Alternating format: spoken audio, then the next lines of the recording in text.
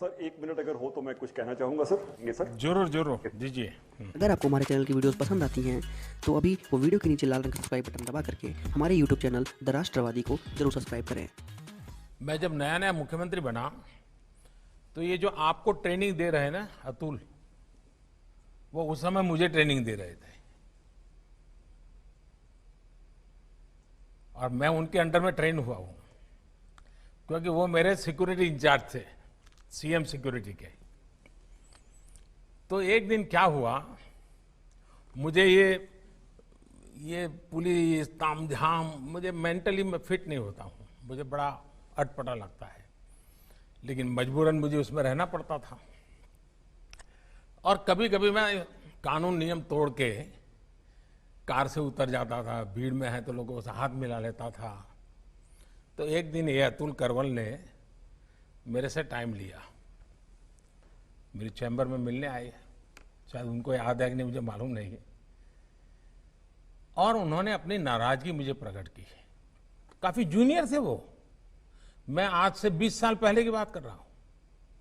उन्होंने अपने मुख्यमंत्री के सामने आंख में आंख मिला करके अपनी नाराजगी व्यक्त की।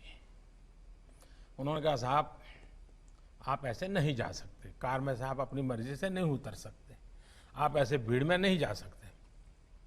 मैंने कहा, मेरी जिंदगी के तुम मालिक हो क्या तुम तय करोगे क्या मुझे क्या करना क्या नहीं? वो जरा भी हिले नहीं, मैं उसके सामने बोल रहा हूं आज, वो जरा भी हिले नहीं, डिगे नहीं। उन्होंने मुझे साहब कहा, साहब आप व्यक्तिगत नहीं हो, आप राज्य की संपत्ति हो और मेरी इस संपत्ति को संभालना जिम्मेवारी है। आपको नियमों का पालन करना होगा, ये मेरा आग्रह रहेगा और मैं नियमों का पालन करवाऊंगा। मैं कुछ नहीं बोला। लोकतंत्र का सम्मान भी था, जनप्रतिनिधि का सम्मान भी था, लेकिन अपनी ड्यूटी के संबंध में बहुत ही पोलाइट वर्ड में अपनी बात बताने का तरीका भी था। मेरे जीवन के वो बिल्कुल शुरुआती कालखंड थे मुख्यमंत्री के नाते। वो घटना आज भी मेरे मन पर स्थिर क्यों है? क्योंकि एक पुलिस अफसर ने जिस तरीके से